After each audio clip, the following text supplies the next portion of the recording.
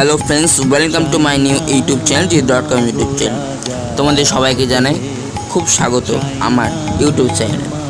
আজ কথা বলবো উত্তর কলকাতার মা শ্যামসুন্দরী মন্দিরের ইতিহাস এবং মায়ের ইতিহাস। বেশি কথা বলবো না, শুরু করা যাক ভিডিও। একটু যদি ভালো লেগে থাকে চ্যানেলটিকে সাবস্ক্রাইব করে পাশে থাকবেন। এই শ্যামসুন্দরী মায়ের ভিডিওটি পার্ট করে আসবে। আজ ফার্স্ট পার্ট, মন্দিরের ইতিহাস। উত্তর কলকাতার এই মন্দির খুব বেশি পুরনো নয়, বরং সদ্য তৈরি হয়েছে এই মন্দির। 2021-এ বাড়িতে প্রতিষ্ঠিত হয় কালী মূর্তি।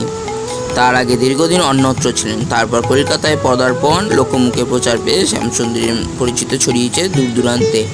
দেবীর 3 সেবায়ত থাকেন এই বাড়িতে, তারাই দেবীর রক্ষণাবেক্ষণের দায়িত্বে রয়েছে। প্রথম পার্ট কিছুটা বলতে সময় লাগলো, এর পরের পার্ট থেকে পুরো